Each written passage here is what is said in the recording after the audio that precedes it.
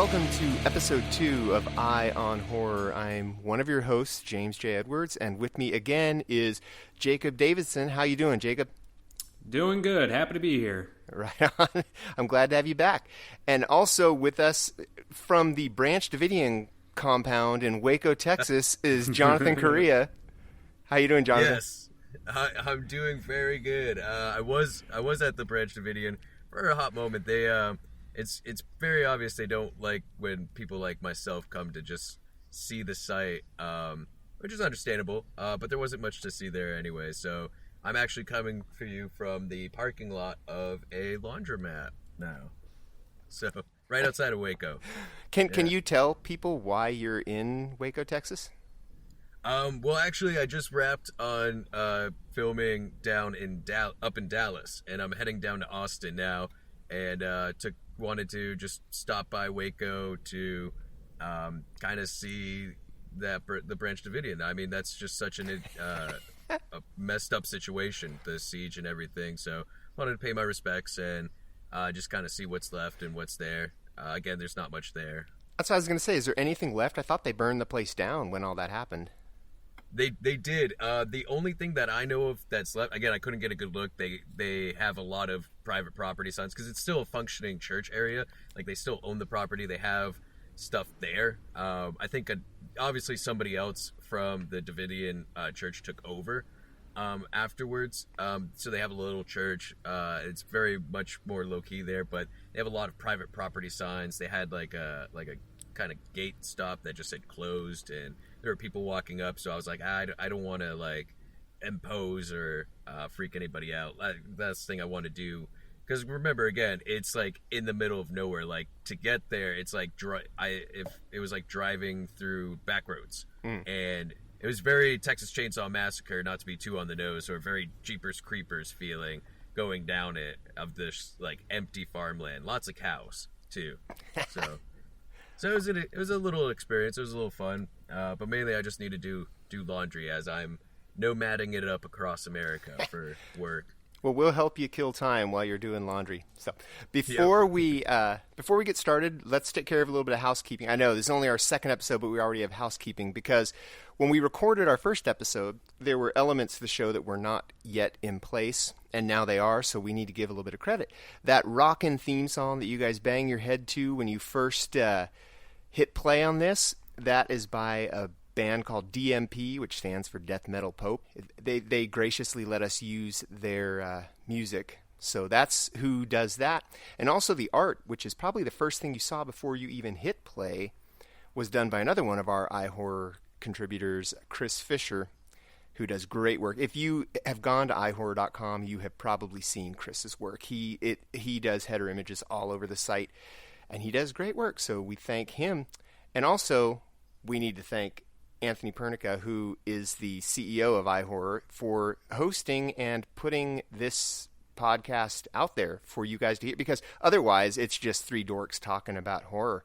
But he lets he lets us record it, and he'll put it out there for you guys to listen to three dorks talk about horror. So we thank him for that too.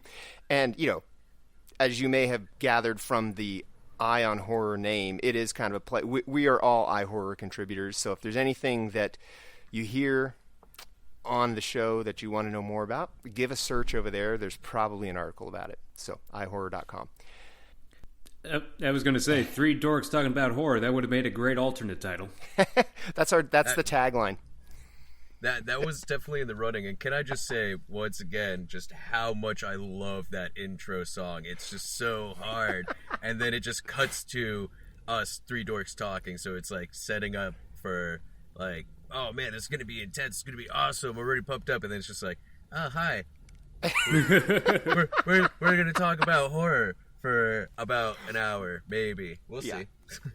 Yeah, I love it too. It's funny though, because it's a song called Young Graves, I think. That's pretty much only the beginning and the last chord, because I basically butchered it. So it's like right as it gets started, it's like dum dum dum. And how you guys do, you know? Speaking of news, what has happened in the news since we last talked? I know right after we recorded the last episode, so this is kind of old news. But they announced that there's going to be another installment in the Leprechaun franchise, which... Oh, yeah. I think Leprechaun Origins was a reboot, so this may be considered a sequel. Yeah, they said it was going to be a direct sequel to the original. Okay. Yep. Bringing it back to its roots, because Leprechaun Origins failed miserably. They tried taking the series way too serious and tried making it like a more demonic creature. I think it's because WWE took over the franchise with that one, so they had one of their stars play the Leprechaun. Hornswoggle. There we go. Yep. His name was Hornswoggle. Hornswoggle. There we go. But the new one is supposed to be a direct sequel to the first one. They're supposed to be doing it in the style of the original franchise before it got... Well, the first one was kind of off-kilter, but like before it got real ridiculous, with the Vegas, going to space. And then back to the hood twice. Yeah, back to the hood. Leppin the Hood, the first one he went to the hood is gold. I love that one. Ice-T and Warwick Davis. Yes. What a combo. Well, that's another thing. Warwick Davis is not coming back for this new one, which is kind of a shame. I'm very upset about that because I'm a huge Warwick Davis fan. Love Willow, Leprechaun series, even his roles in the Ewok, straight to... Adventures. Ewok Adventures, yeah. Those were gold, but, I mean... Without Warwick Davis, I feel like this bill lost. But you know what? I'm going to give this new Leprechaun a chance. I gave Origins a chance. I can give this one a chance. It's directed by the guy who did The Void. I know Jacob was a big fan. Oh, yes. I'm a big fan of Steven Kostanski. He's really been stretching out in terms of directorial films. He also did one of my favorite movies of the early 2010s, Manborg. That was a fun one. Yep. And so he did a segment in ABCs of Death 2, I want to say, the Wish one, which was like kind of a He-Man parody. But yeah, no, I'm a big fan of his work, and his special effects stuff is just some of the best in the business right now, I think. So I feel like he'll do something very authentic and very true to the original. And I also wanted to add that I was actually at the 25th anniversary screening of Leprechaun on St. Patrick's Day over at the Chinese Theater. They had the director, Steve Miner, there kind of talk about that. And they actually did talk about the reboot, which I don't think he's hands-on involved, but, it's like based on his characters in his movie. And it was interesting. He actually did talk about a hypothetical sequel that they intended but was canceled. Okay, so get this. In the original idea for the Leprechaun sequel, the Leprechaun's wife was going to come back for revenge, and it was just going to be Warwick Davis in Leprechaun drag. Yes. Because what else would it be? Yeah, it makes sense to me. God, that's one of those sequels that you hear about and you want to happen, almost like House of Reanimator. Yeah. Which I still think can be made today. If anything, it's more poignant. I think, Jacob, you did a really long think piece on that, right? I did. Too long ago? Yeah. I think I wrote about that, or it may not have been on iHorror, but I may have done a post about that. But yeah, it's definitely one that feels relevant, although that's a whole other conversation. But either way, back on Leprechaun Returns, I definitely say I'm pretty excited, and I believe they don't have an exact release date, but I think they said it was going to be sometime next year. St. Patrick's Day next year, probably. And it's a sci-fi original too, so I don't know if it's going to hit theatrical. It may go straight to the Sci-Fi Channel, or maybe they're going to play with theatrical. But supposedly it's going to be a little toned down because they're shooting for TV, I guess. So right. But speaking of Warwick Davis in drag, another item in the news this week was the passing of Debbie Lee Carrington, which you may not know her name, but you probably know her face. She was a stunt woman and an actress. But she did stunts for some of the Leprechaun movies. She was Warwick Davis' stunt double because she was a little 3'10" girl. But she also did like Chucky's stunts and Dennis the Menace's stunts, and she did a lot of. She played a penguin in Batman Returns. Nice. She and she actually I believe she might have even been an Ewok in Return of the Jedi along with she was, one of those little people actors. She was in Harry and the Hendersons as the little Bigfoot. So you would know the face.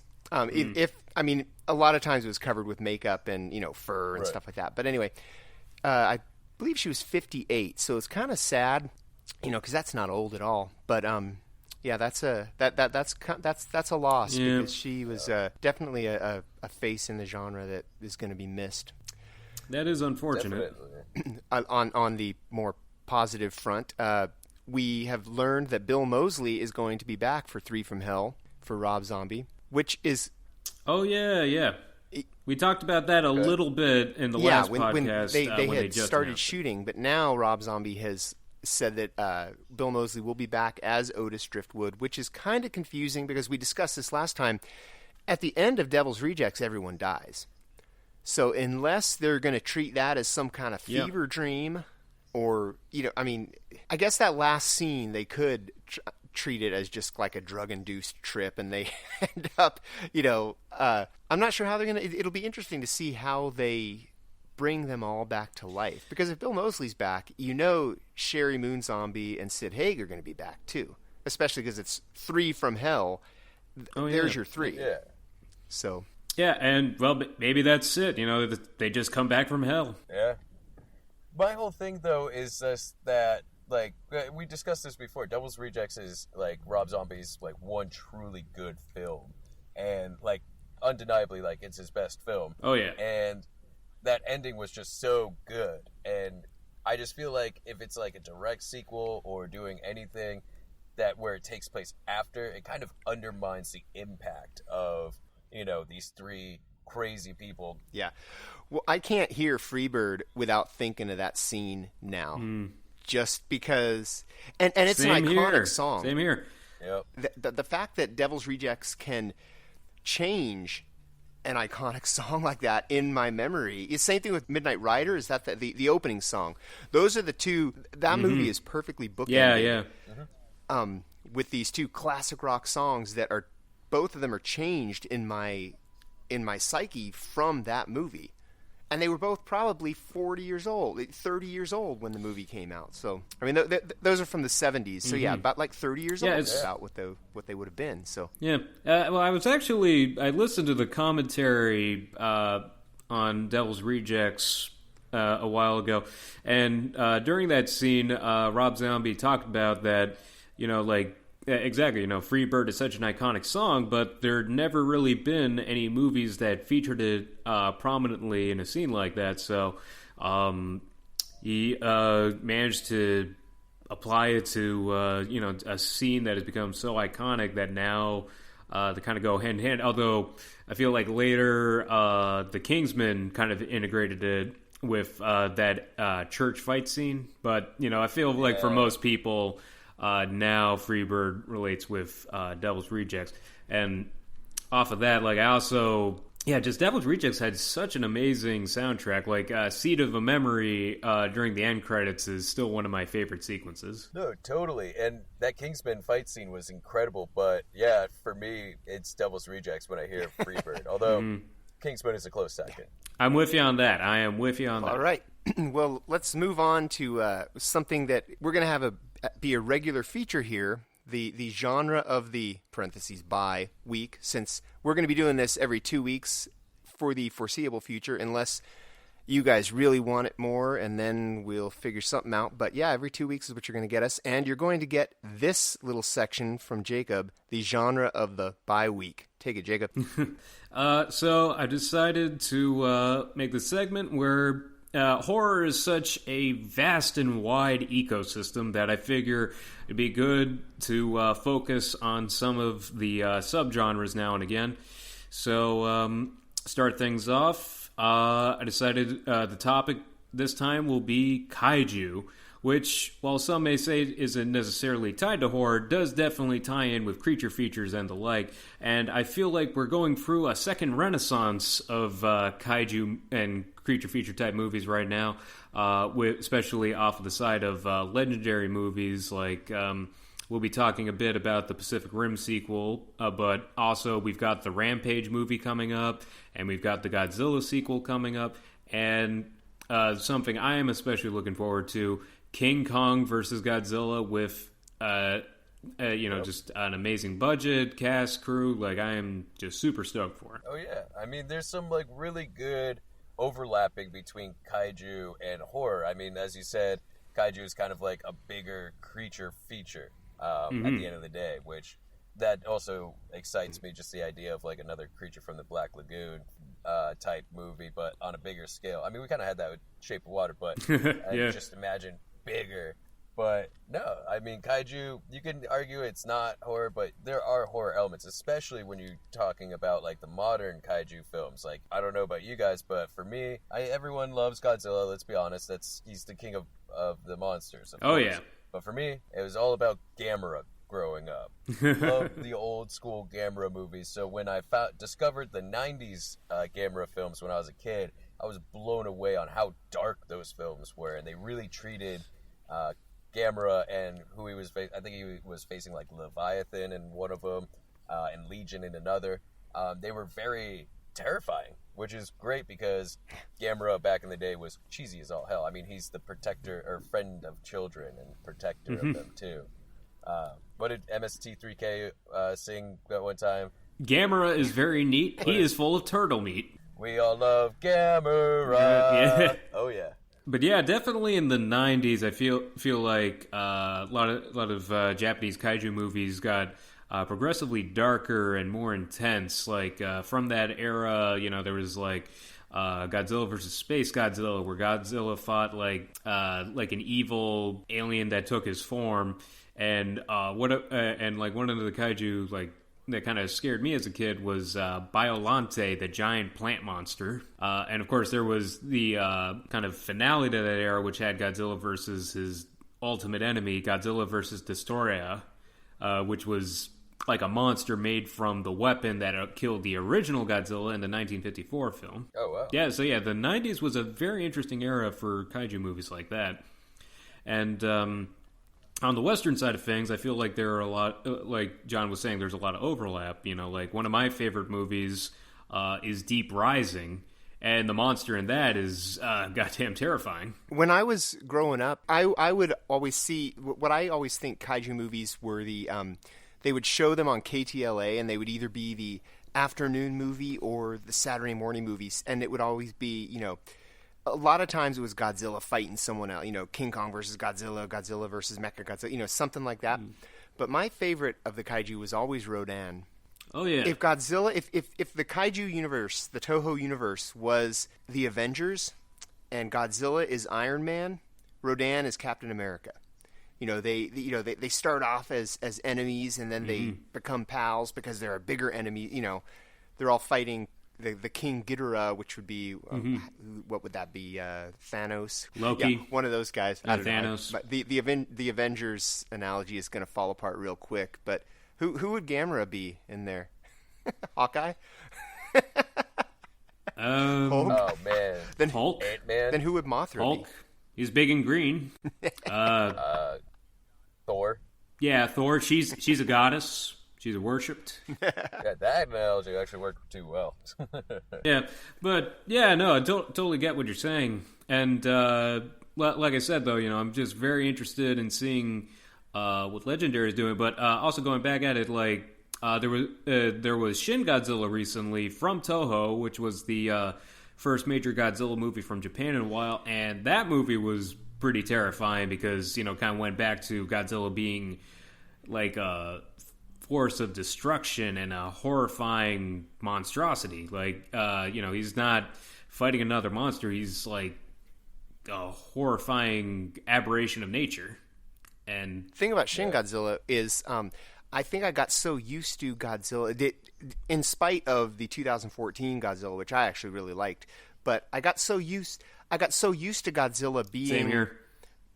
Kind of a good guy and kind of a cheesy, fighting for mankind kind of a thing, that when I first started watching Shin Godzilla and the Shin God, not to spoil it for anybody, but when Godzilla first appears, I thought he was going to be an enemy that Godzilla was going to show up and fight, because he's a drastically different Godzilla at least when he first appears, because he goes through his, his morphing until he gets to be Godzilla. So I was like, okay, so here's our antagonist creature. When's Godzilla going to show up? And then he just turned into Godzilla. So that Shin Godzilla is kind of jarring for me in that way. Yeah, and also just the design, like he looked like a Freddy Krueger kaiju. Like his skin was all melted and gross, and he had those big bulbous eyes, and it did not look natural. But it just so uncanny. You couldn't help but kind of be freaked out looking at him. It was also, his appearance was it was uncanny, but it was also based off of deep underwater creatures, because if you look at like eels and other creatures that are down within those deep black parts of the ocean, their eyes bulge like that. And so it was very uncanny because it's something from the deep, which goes very well with horror, because what's the most unexplored? I think we know more about space than we know about like the deepest parts of the ocean, which is where you get like Lovecraft is very inspired by that too. And there's a lot of aquatic horror out there, Leviathan and things of that nature. So it worked out perfect. And yeah, it was just also cool to see how they treated the story of Godzilla coming up, because everything was almost real time, how a government would react. There was a lot of geopolitical backdoor happening, like, oh, the Americans are going to help us, but they expect to have like full samples, or they expect to have this is the only reason why they're helping. Like, I loved that it was treating it like, all right, this isn't a cheesy monster mash, this is legitimate, like, what would happen if this creature suddenly came from the ocean and just started fucking wrecking shit. Absolutely. It was kind of like, you guys both saw Arrival, right? Yeah. Arrival is basically these spaceships come down and they park themselves in a bunch of different places on Earth. And there's one, actually I think there might be two of them in Russia because it's so big, but there's one in, I think it might be Montana, somewhere in the U.S. There's one in China. There's one off the coast of Korea or something. They're all over the place. And at first, the countries, as they're investigating these, they're sharing information. But then after a while, I think China was the first one to go dark. And then Russia they stop sharing information, which that struck me as very real, because there's so much not hatred, animosity, I think, with countries that aren't allies. Why would China and Russia share information with us? Maybe Australia might, maybe Canada might, maybe France might. So and that's kind of the way that each country sent their own investigators in. And when they stop sharing information, because the whole thing is they're trying to put together a puzzle, and you're stronger as a team than you are individually anyway. So that's where a big chunk of the conflict in Arrival comes from. So but that's not a kaiju movie at all. Like, it's kind of understated kind of tenet in a lot of kaiju movies, that it also kind of points out kind of the follies of man. Just like the Blue Oyster Cult song about Godzilla says, nature points out the folly of man again and again. And definitely movies like Shin Godzilla and the original Godzilla and others, they kind of show like man can be their own worst enemy. And it does come up in some other ones, like back on Godzilla versus Biollante, like there was even a subplot about terrorists and other nations trying to get their hands on Godzilla's DNA to make it into a weapon. So, just like, even though the big monsters, are destroying the world, it's like we can be our own worst enemies. Yeah. And isn't that at the grassroots of horror? I mean, going back to one of the most famous and oldest stories of horror, it's at its root, it's a self-reflection on humanity. And how, look at Frankenstein, right? Mary Shelley's Frankenstein. A lot of that was, this monster, Adam, is not the monster. We are, in fact, are. And this creature being made is that reflection. It brings out the worst in us. It turns us into villagers with pitchforks and torches. And like you said, the kaijus really do bring that out. We see that a lot even in modern popcorn kaiju films, such as the Pacific Rim movies. The first one, you know, it was really cool how they brought that whole culture and microcosm ecosystem out with, like, Hannibal, you know, the gangster who was selling kaiju parts on the black market and things of that nature, you know, seeing that. And they kind of continued that a little bit with the sequel. Do we want to... I mean, we all saw Pacific Rim Uprising, right? Yeah. Do you want to go into Pacific Rim Uprising? Yeah, let's do it. First of all, when I saw it, I had no sleep. I was resetting first set, and I saw it at like 10 o'clock in the morning in IMAX, which, again, if you're going to see something big like this movie, you got to see it in IMAX.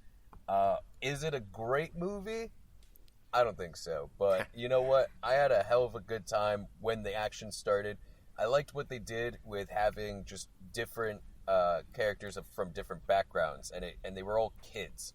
I liked that it starred young people, but it didn't talk down to them.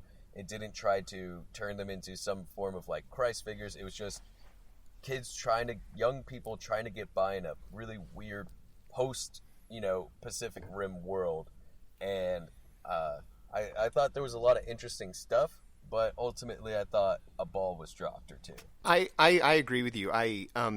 Once it became a Pacific Rim movie, which, you know, not to spoil anything, but, you know, the kaiju and robot fighting is kind of few and far between in it. I feel like they didn't quite nail what was so much fun about GDT's original movie. I agree with you. I think it was a drop ball in some respects. It wasn't as much fun. Yeah, I'd have to say that, yeah, it definitely had its flaws, but I don't think I'd say I'd like it. I didn't like it any less than the original.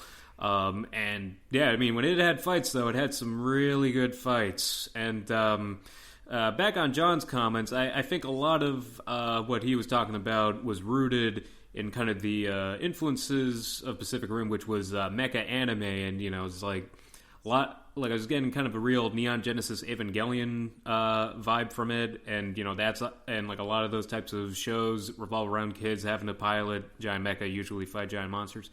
But yeah, no, I think they did a pretty good job with the casting, and I mean, John Boyega was really good in it, and I did like some of the designs, and and there were some genuine twists in there that caught me off guard. So, you know, kudos on that.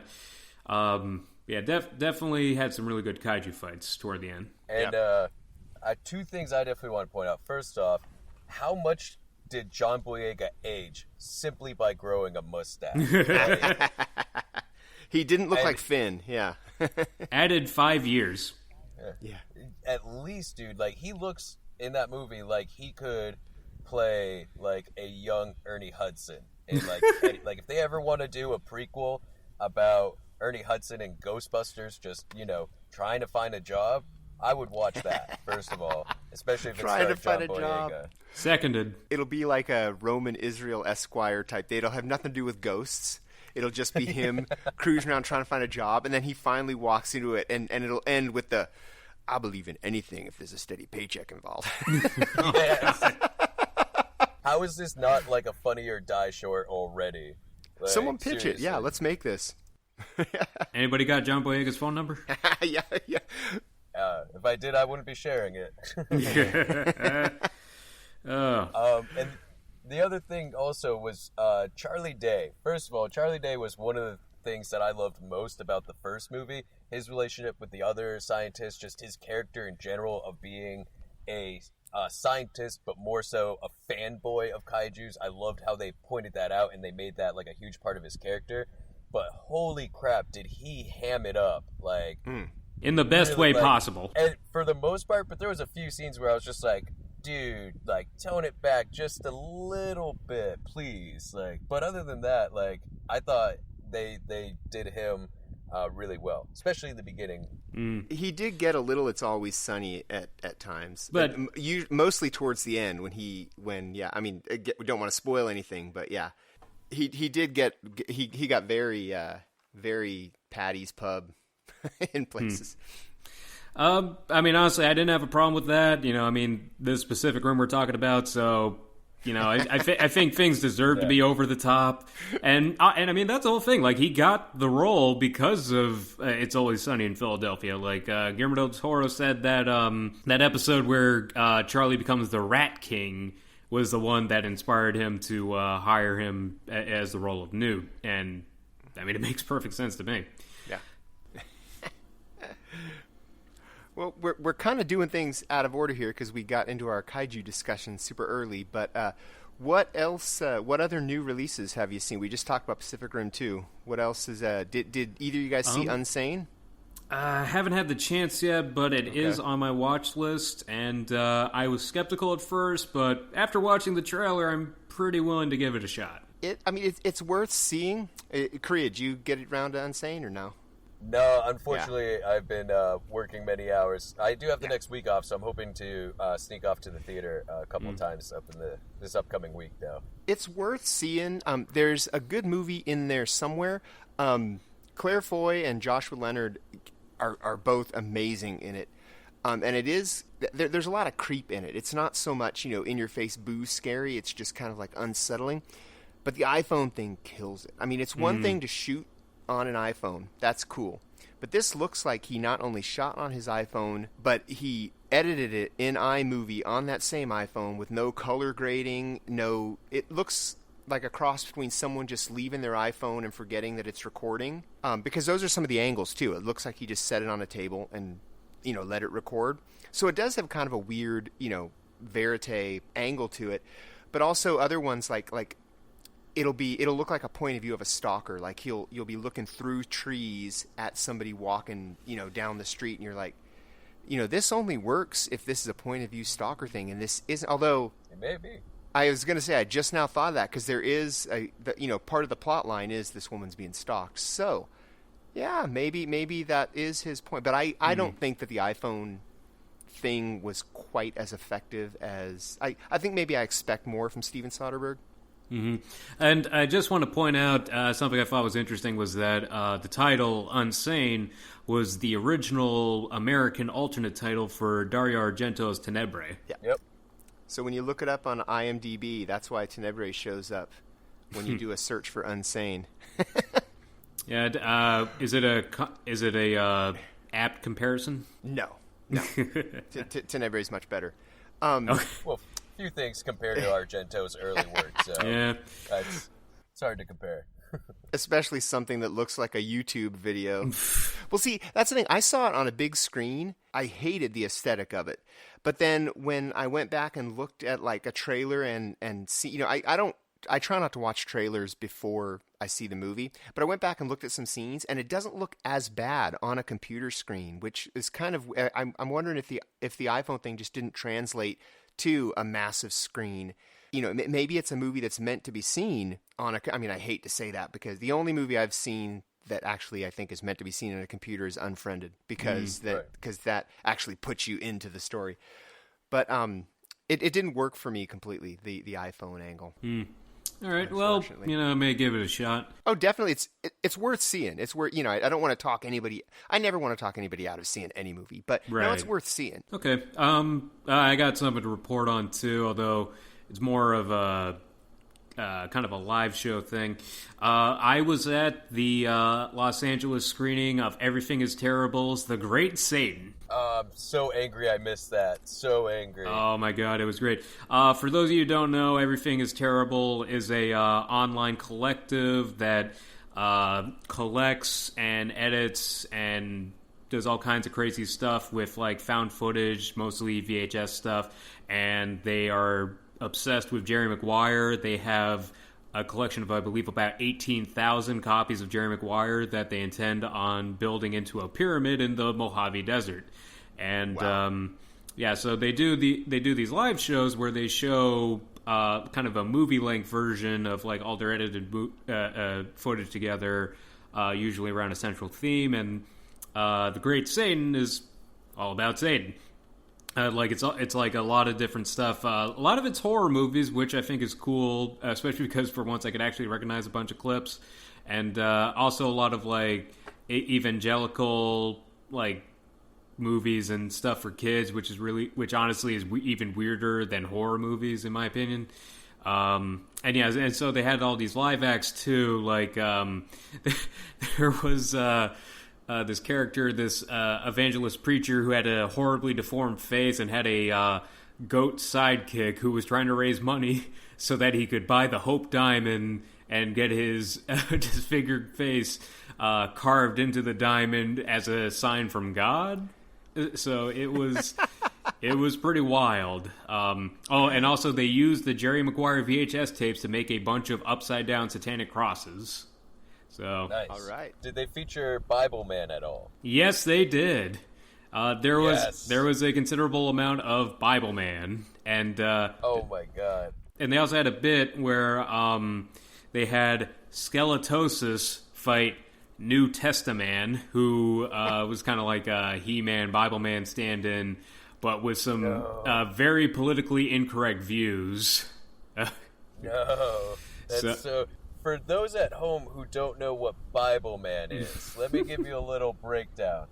Bible Man is basically a superhero, right, that uses the power of the Bible, essentially, to fight unchristian and bad guys. It's the lowest of low budget, like local channel characters, but for some reason he was very popular. He was, I wouldn't say VeggieTales level, but he was pretty high up there. I remember catching an episode or two just hungover in college and just going, what the fuck is happening on my TV right now? Yeah, and one of the clips kind of had a focus on him talking about how he has the armor of God behind him, and which is why he looks like kind of a knockoff Power Ranger, and which is the other thing too. Like he never really fights like the devil or anybody. He just fights like sinners or like dudes who promote corruption and sin or something.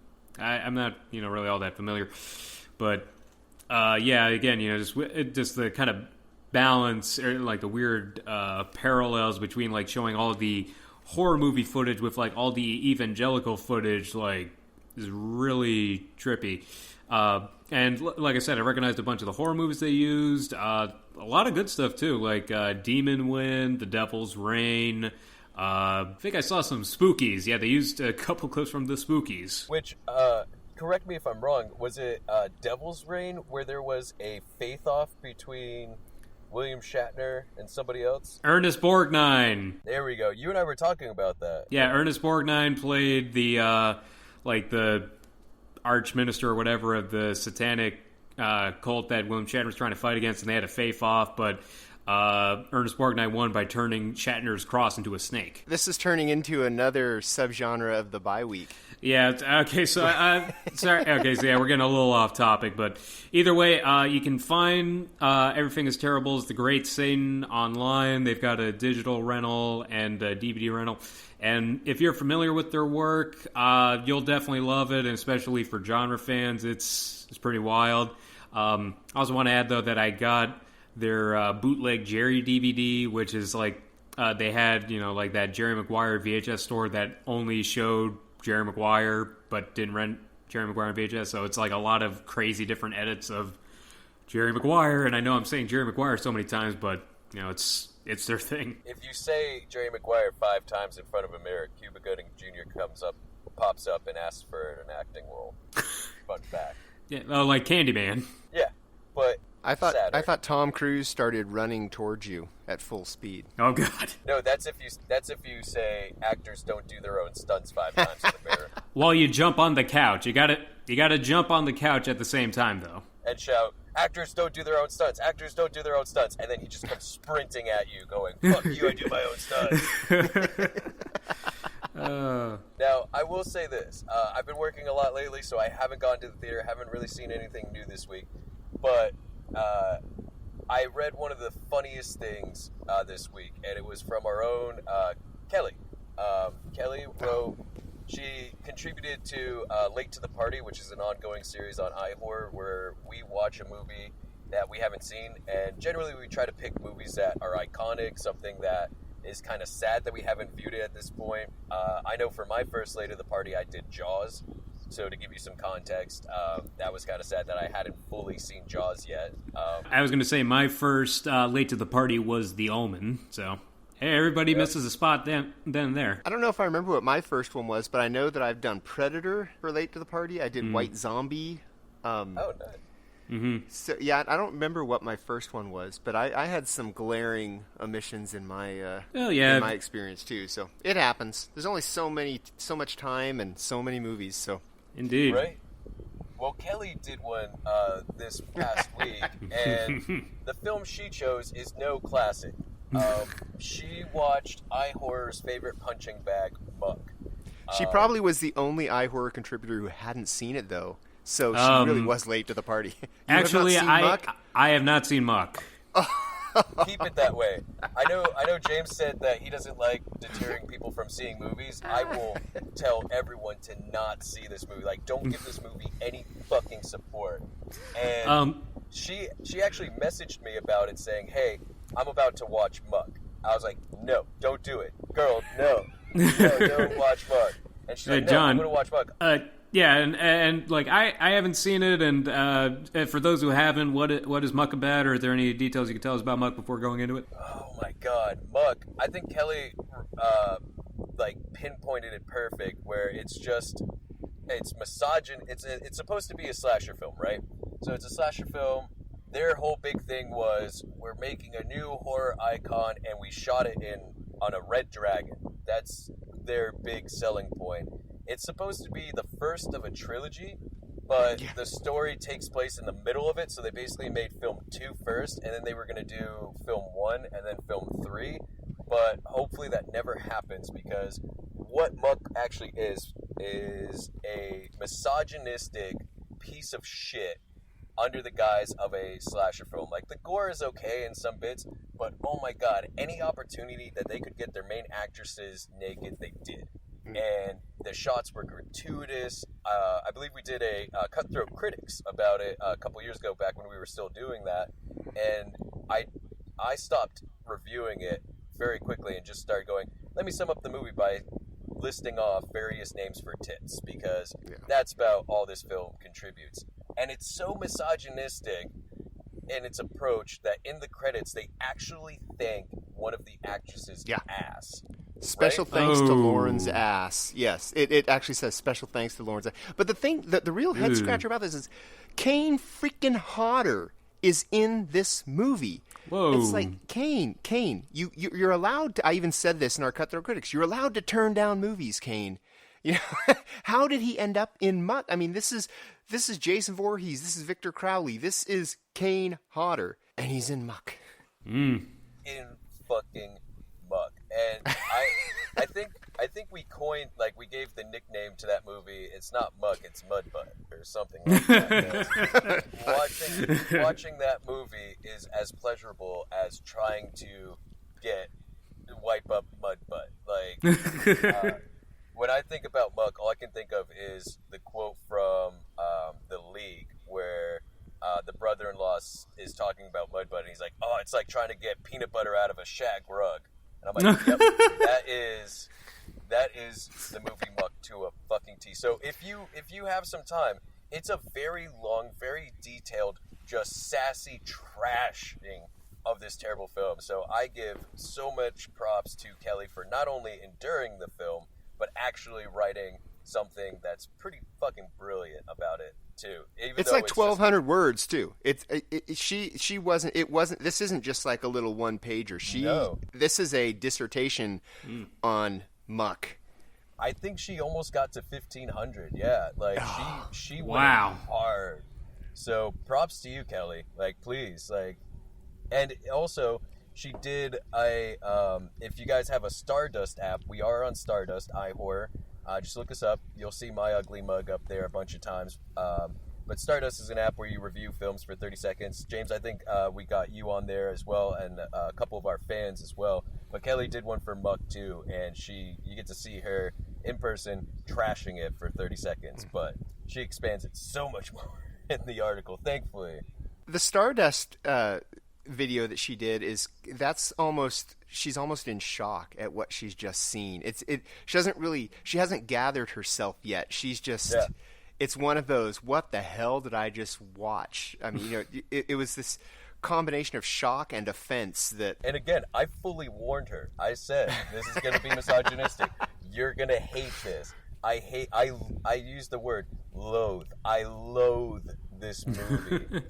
And for some reason, it has a bit of a following, which... Yeah. I mean, let's admit it, everything has a following. I shouldn't be surprised, but still, at the end of the day, just fuck Muck. And I'm sorry if whoever made or was involved with that movie is listening. Listen, I get it. It's hard making movies. It's hard making stuff. People can be very critical, and unfairly so. And you know what? I just hope you all were paid your normal day rate or a little bit more. But at the end of the day, I'm not insulting you. I'm just insulting the end product, and the end product I hate. Wow. I hope that Kane Hodder got 75% of the shooting budget. No, because 75% of the shooting budget went to them renting a fucking Red Dragon to the camera, yeah. Oh, yeah. Yeah. That was all their advertising. We could afford 4K, but you wasted it. What else you seen, Jacob? Anything? I have a few more titles that I've seen that are new. Okay. Well, I thought I would kind of go into home video stuff. I was fortunate enough to win a couple of Scream Factory titles from Dead Right Horror Trivia up in Burbank. One of my favorite monthly activities. It's hosted by Rebecca McKendry and Jared Rivet up at Blast from the Past Comics. If you're a horror fan in the Los Angeles area, would definitely recommend checking it out. Anywho, I was fortunate enough to win 2 movies, both great ones from Scream Factory. Behind the Mask, The Rise of Leslie Vernon, and Nightmare at Noon. So, starting off, Behind the Mask, I feel like is such an underrated classic. It's kind of self-examining slasher movie from the mid-2000s. I want to say, was it 2006? Yeah, right around there. So it basically follows this guy, Leslie Vernon, who gives this documentary crew a behind-the-scenes look behind the life of being a iconic slasher, like he's trying to become an iconic slasher. So it's kind of an interesting deconstruction of the genre, and just kind of following him as like he trains, he masters magic. Well, not magic, but like illusions. Kind of Harry Houdini stuff. So basically, saying that it's kind of that being a slasher is kind of like having an act. Having a theme, and this is one definitely any horror fan should check out. For being kind of self-examining like this.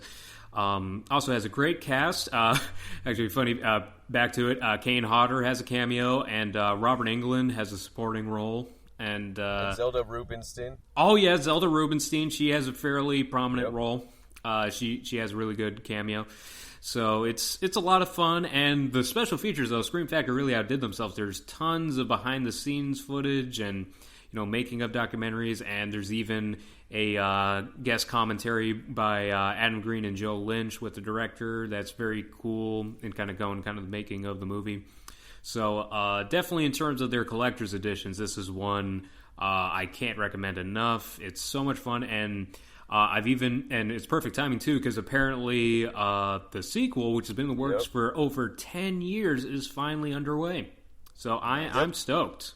And before the Mask, they finally they just teased it earlier this week that they're finally moving forward with it. I know they tried to do a Kickstarter years ago and just barely missed it by like a couple thousand, but it's finally happening. Yeah, no, and so I'm stoked. That's the thing. This has been a road for 10 years in the making, so I'm just really happy for them that they're finally getting some leeway on finally making the sequel.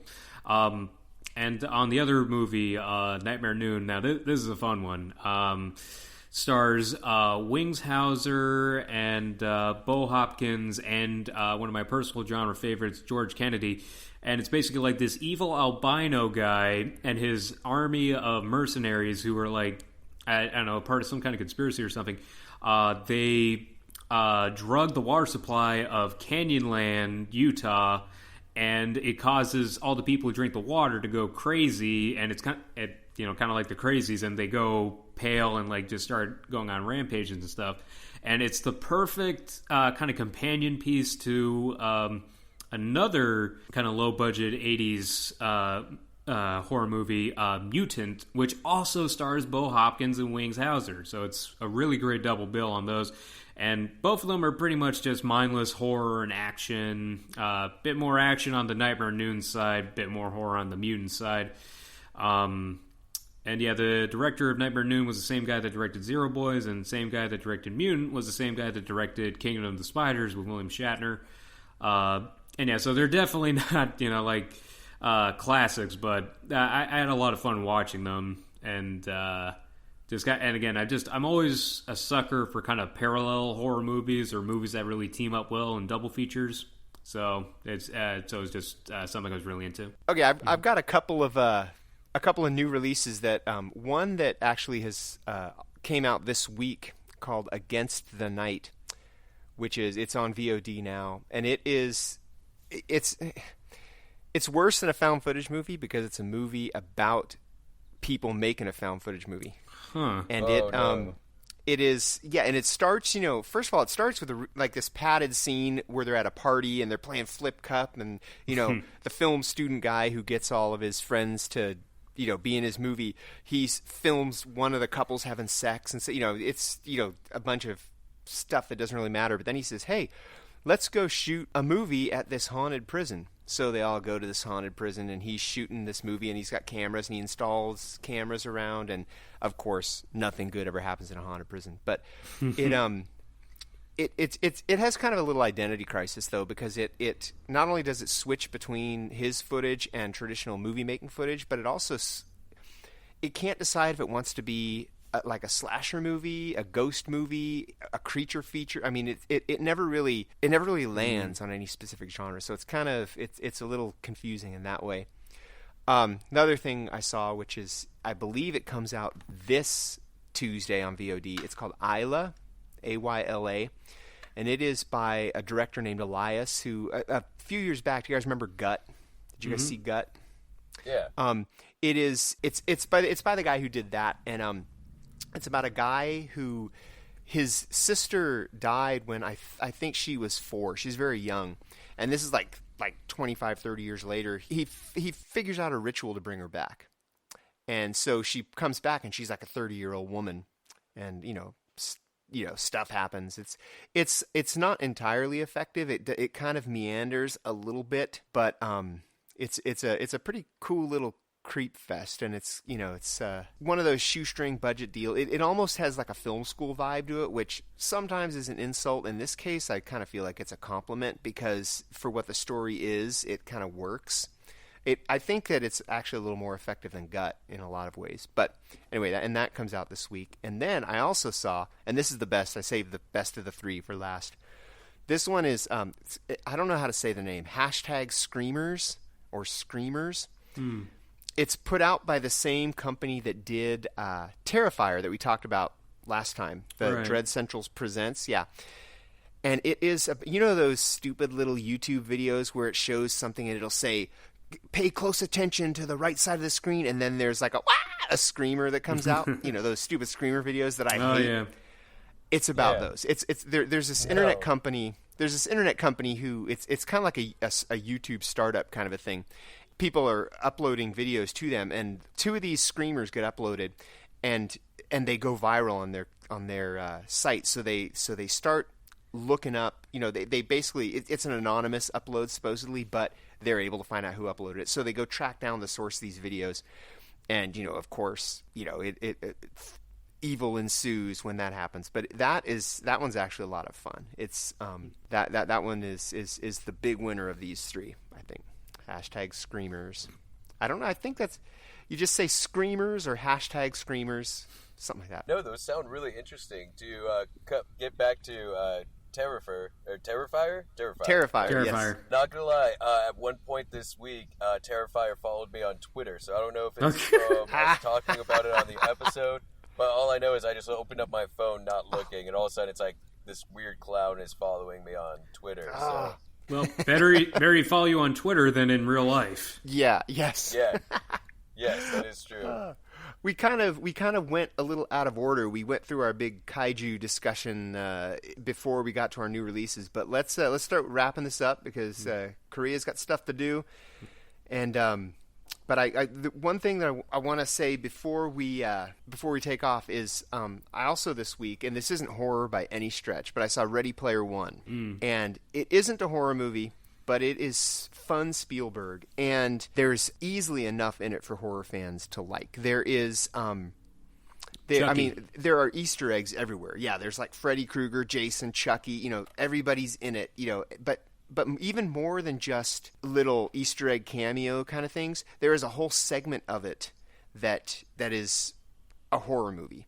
And I don't want to say any more because I don't want to spoil it. But there is a section that horror movie fans are going to absolutely love in Ready Player One, and it's just a fun Spielberg movie. It's Spielberg back to being fun. This isn't. I mean, not that there's anything wrong with The Post or Bridge of Spies or Lincoln, but this is him having fun. This is your '80s Spielberg. It's actually got 80s pop culture all over it. Geek, it's got geek culture. The troops from Halo are running through the scenes. The main character's in-game transportation is the DeLorean from Back to the Future. I mean, it's got everywhere. There's pop culture. I mean, even the songs. Anyway, it's not horror, but there is definitely something that horror fans are going to absolutely love in it. So, if you get a chance, Ready Player One, it's cool. Yeah, I'm actually planning on seeing it right after this. Well, then let's get you there. Yeah. So let's sign off here. So thanks for listening, and we'll see you again in another couple of weeks. So I'm James J. Edwards. I'm Jonathan Correa. And I'm Jacob Davison. And for the three of us, keep your eye on horror. See you next time.